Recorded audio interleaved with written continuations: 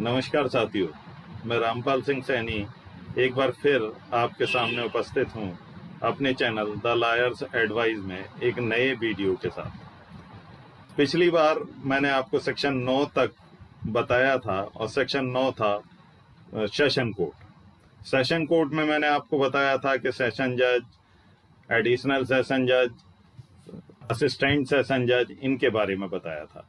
आज की वीडियो में हम आपको बताएंगे सेक्शन 10 से सेक्शन 13 तक के बारे में। ये भी सीआरपीसी के सेक्शन, जैसा सीआरपीसी का टॉपिक चल ही रहा है आजकल, तो सेक्शन 10 से सेक्शन 13 तक। अब आते हैं सेक्शन 10 की तरफ बढ़ते हैं। सेक्शन 10 क्या है?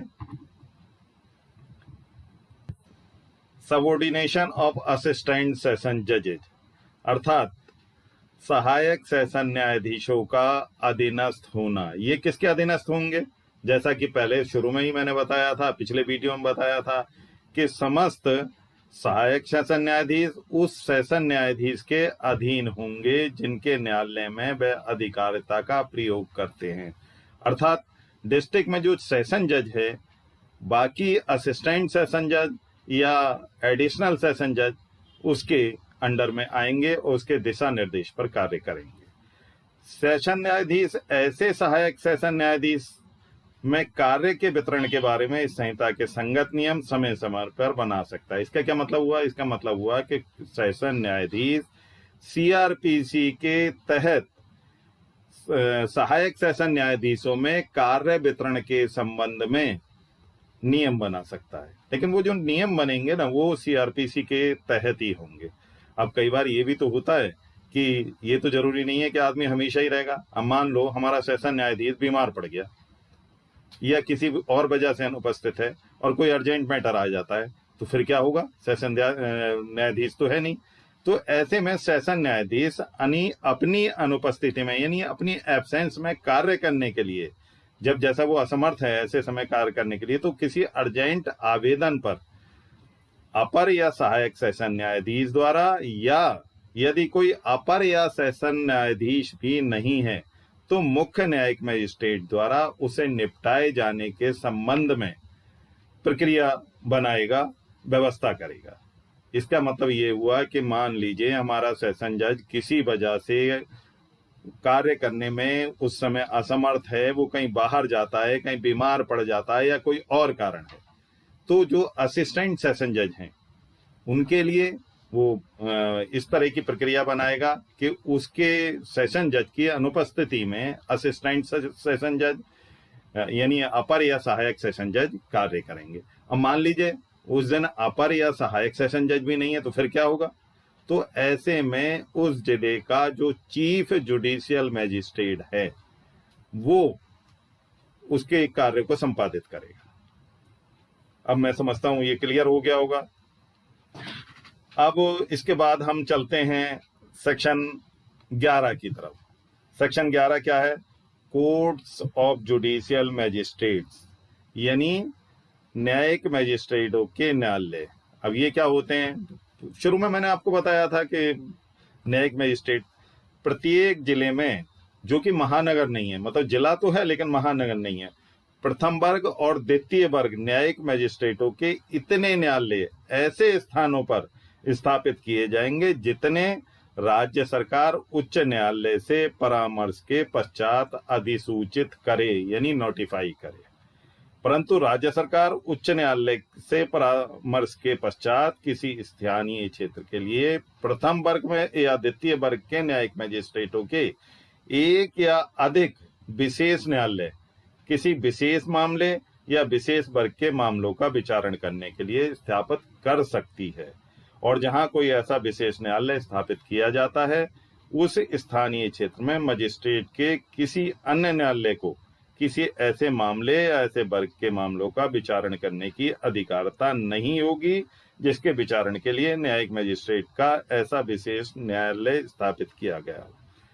इसका क्या मतलब हुआ? इसका मतलब ये हुआ कि मान लीजिए राज्य सरकार उच्च न्यायालय से परामर्श के बाद, उससे सलाह मशवरा के बाद कोई ऐसा मामला समझती है या कोई विशेष वर्ग के लिए कोई अलग से अदालत स्थापित करने की जरूरत समझती है, तो वह उसके लिए विशेष न्यायिक मजिस्ट्रेट की कोर्ट की स्थापना करेगी और उस कोर्ट में मतलब ऐसे मामलों का विचारण किया जाएगा जिनके लिए स्पेशली वो कोर्ट बनाई गई है। साथ ही ये भी प्राविधान किया गया है कि जो मामले इस कोर्ट के अंतर्गत आते हैं उनका विचारण किसी अन्य मजिस्ट्रेट द्वारा नहीं किया जाएगा, केवल इस विशेष कोर्ट द्वारा ही किया जाएगा।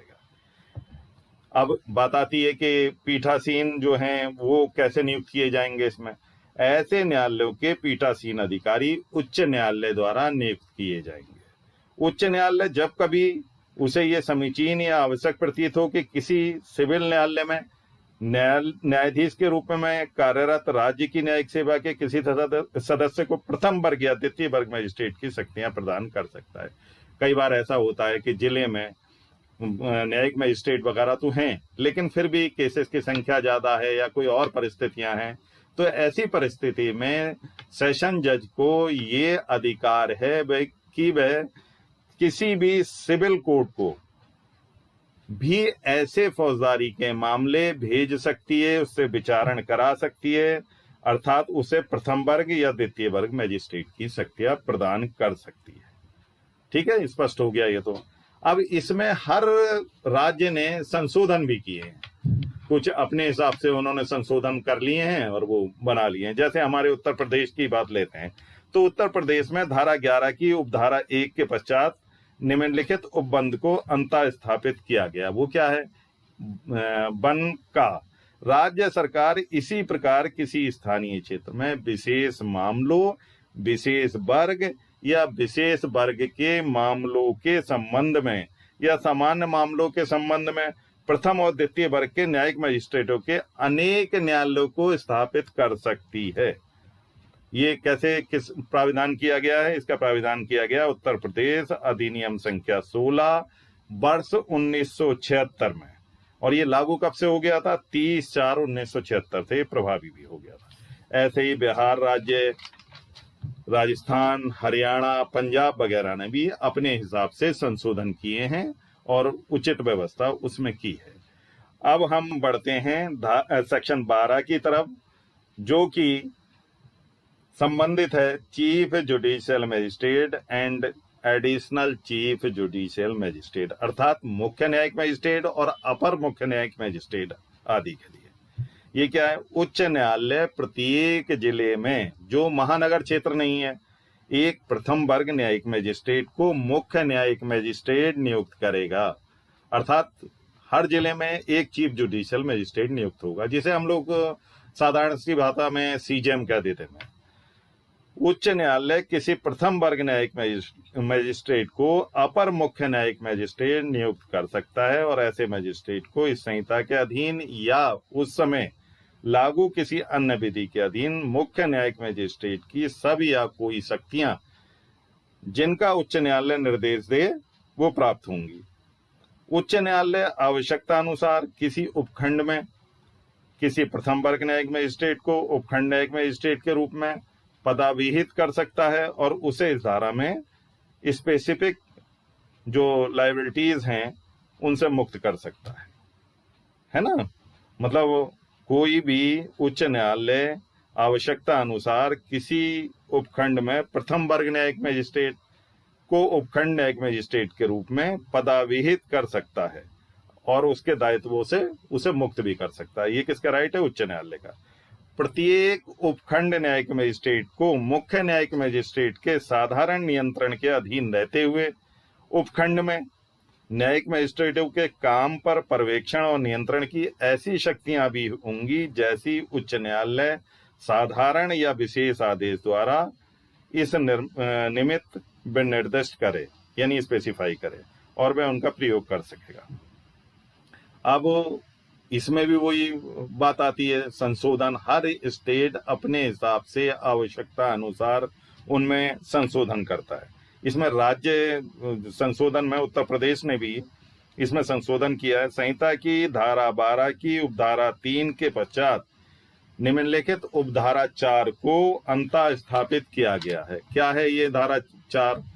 जहां मुख्य न्यायिक मजिस्ट्रेट का पद रिक्त हो या वे अपने कर्तव्यों के पालन में अस्वस्थ, अनुपस्थिति या अन्यथा द्वारा असमर्थ है। जैसा कि मैंने सेशन न्यायाधीश के बारे में बताया, मान लो चीफ जुडिशियल मजिस्ट्रेट उस समय हमारे यहाँ कोई नहीं है, कोर्ट खाली है, या वो बीमार हो जाता है या किसी अन्य कारण से वो अपने कोर्ट में काम करने की स्थिति में नहीं है, तो ऐसे में अतिरिक्त मुख्य न्यायिक मजिस्ट्रेट या अन्य मजिस्ट्रेटों में से सीनियर जो होगा उसे चीफ जुडिशियल मजिस्ट्रेट की अनुपस्थिति में वरिष्ठतम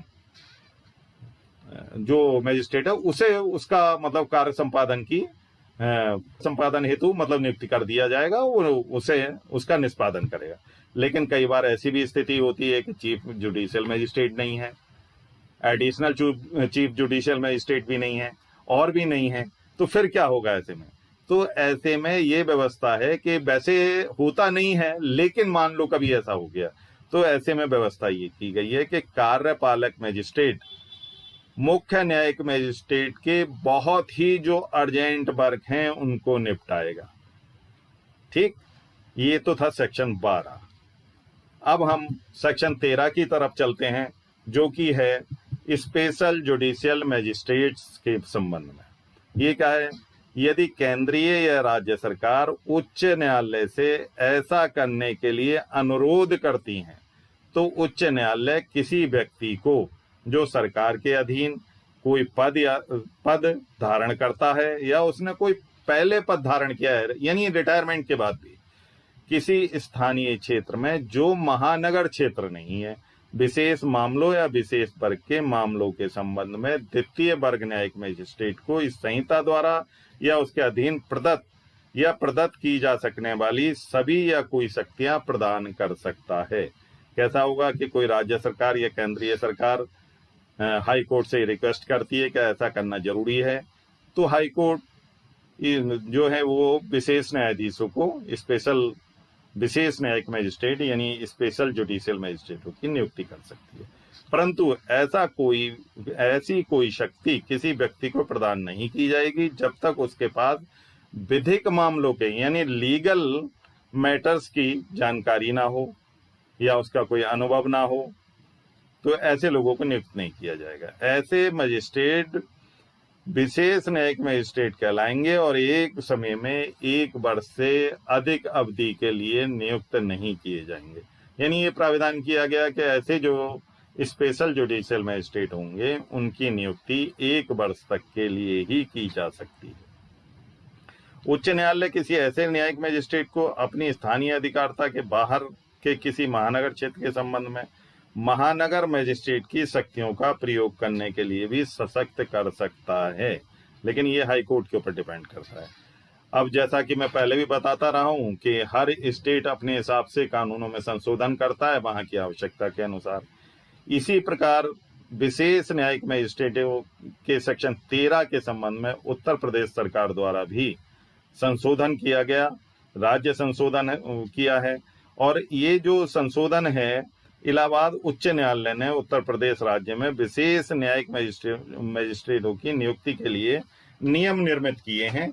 अर्थात ये जो मतलब संशोधन है, ये इलाहाबाद उच्च न्यायालय ने नियम बनाकर किया है। अब ये अगर कोई नियम बनाए हैं तो उनका कोई नाम भी होगा, उनका कैसे विस्तार होगा उसके संबंध में भी होगा।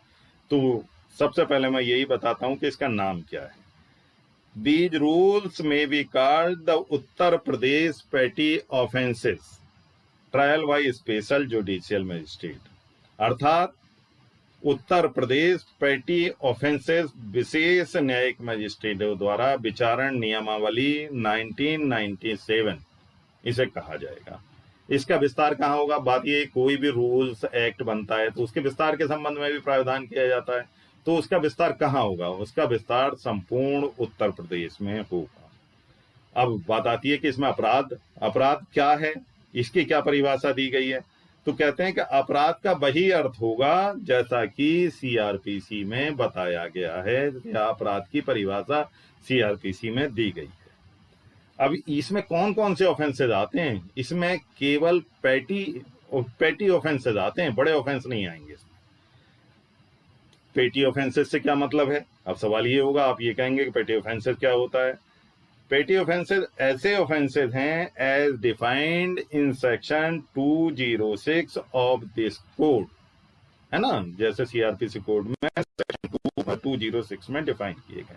लेकिन साथ में ये भी है कि section 320 CrPC table second excluding offences under section 324, 325, 335, 344, 357, 379, 381, 406, 407, 408, 411, 414, 418, 419, 420, 430, 494 IPC जो हैं वो इसमें इंक्लूड नहीं होंगे, वो इसके अंदर नहीं आते हैं। सेक्शन 160, 188, 279, 294, 336 आदि सेक्शन, ये छोटी छोटी सजाओं वाले सेक्शन हैं, तो वो इसके अंतर्गत आ जाते हैं। यानी इनका ट्रायल स्पेशल जुडिशियल मजिस्ट्रेट की कोर्ट द्वारा किया जाना संभव है। किसी अधिनियम के अधीन सभी अपराध जिनमें 2 साल तक की सजा का प्राविधान है, उनका ट्रायल स्पेशल जुडिशियल मजिस्ट्रेट की कोर्ट द्वारा किया जा सकता है। इसके अलावा जो एमपी एक्ट के मुकदमे होते हैं, यानी मोटर अधिनियम के अधीन जैसे चालान वगैरह हो जाते हैं, गाड़ियों के चालान होते हैं, ये तो इनके निस्तारण हेतु भी स्पेशल जुडिशियल मजिस्ट्रेट को पावर दी गई है। मुख्य न्यायिक मजिस्ट्रेट समय समय से मामलों के किसी अन्य प्रकार को समानुदेशित कर सकेगा, यानी चीफ जुडिशियल मजिस्ट्रेट जो है वो ऐसी कोर्ट्स के लिए समय समय पर दिशा निर्देश देता है और कुछ मुकदमों को वहां भेजता है। कोई व्यक्ति, अब ये होता है कि भाई स्पेशल जुडिशियल मजिस्ट्रेट कौन व्यक्ति नियुक्त किया जा सकता है। कोई व्यक्ति विशेष न्यायिक मजिस्ट्रेट के रूप में नियुक्ति के लिए तब तक अर्ह नहीं होगा, यानी वो तब तक उसके लिए अर्ह नहीं होगा जब तक वह सरकार के अधीन कोई पद धारण ना करता हो या उसने पहले पद धारण ना किया हो। अर्थात इससे ये मतलब निकलता है कि या तो वह एट प्रेजेंट सरकार के किसी पद पर है या वो रिटायर हो चुका है, तब भी वो नियुक्त किया जा सकता है।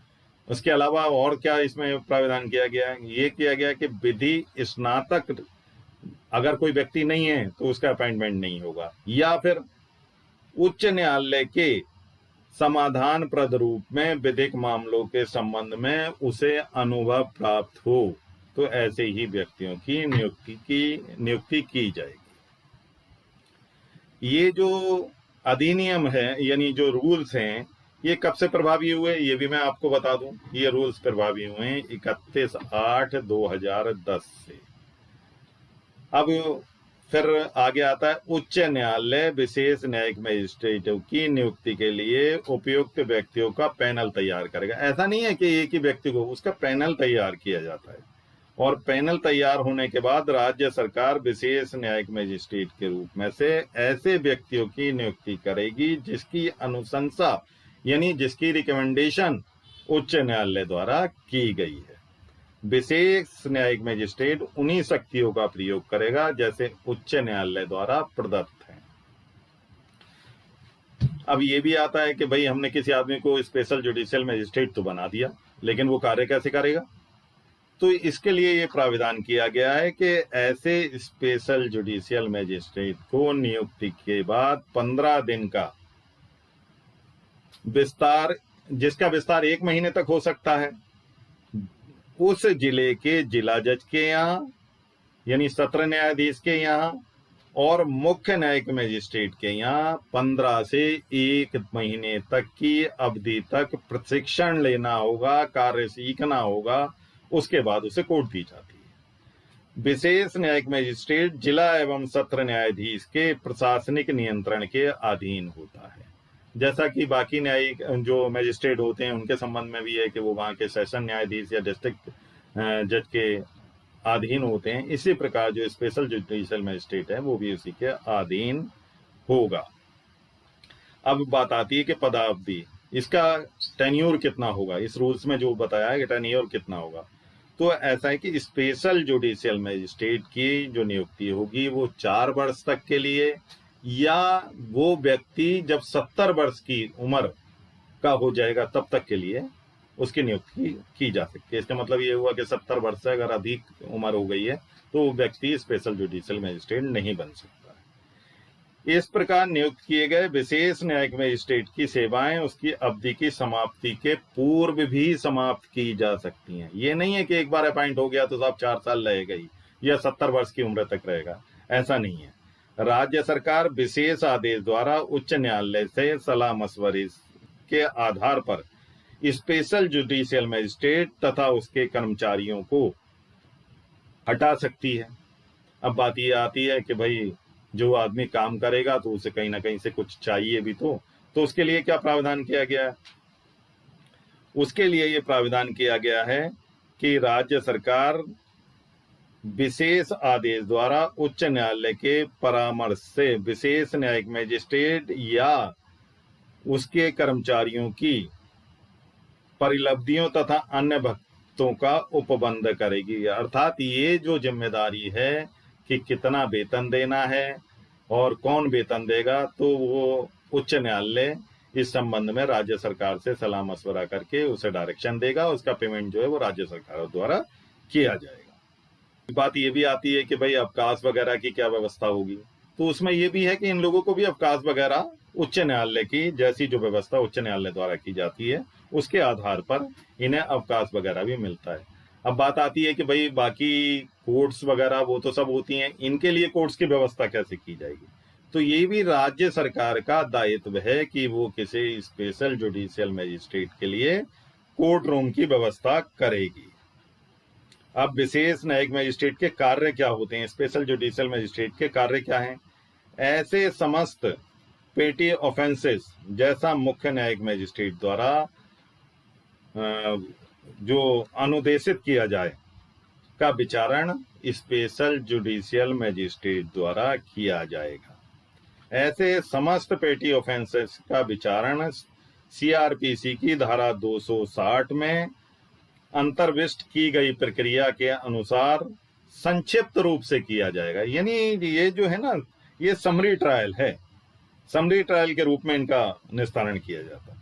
जब संक्षिप्त विचारण के अनुक्रम मान लो कोई ऐसा केस किसी स्पेशल जुडिशियल मजिस्ट्रेट के समक्ष आ गया कि वो समरी ट्रायल से तय नहीं हो सकता, उसका तो जो ट्रायल है वो अलग से होगा, यानी इसमें नहीं आएगा वो, तो फिर वो ये करेगा, स्पेशल जुडिशियल मजिस्ट्रेट ऐसे केस को चीफ जुडिशियल मजिस्ट्रेट को एक पत्र के साथ भेज देगा कि सर इसका समरी ट्रायल के रूप में विचारण किया जाना संभव, यानी ट्रायल किया जाना संभव नहीं है।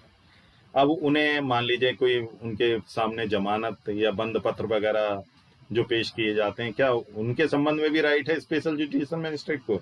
जी हाँ, स्पेशल जुडिशियल मजिस्ट्रेट जो है वो जमानत के बंद पत्र वगैरह भी स्वीकार कर सकता है। अब जैसा कि मैंने आपको ये बताया कि ये मतलब यूपी अमेंडमेंट था, बाकी सरकारों ने जैसे बिहार, हरियाणा, पंजाब वगैरह ने भी सेक्शन 13 में अपने हिसाब से अमेंडमेंट किए हैं। लेकिन क्योंकि हम यूपी में हैं तो मैं यूपी से रिलेटेड ही ज़्यादा बातें बताता हूं और मैंने यूपी का ही पूरा वो बताया है।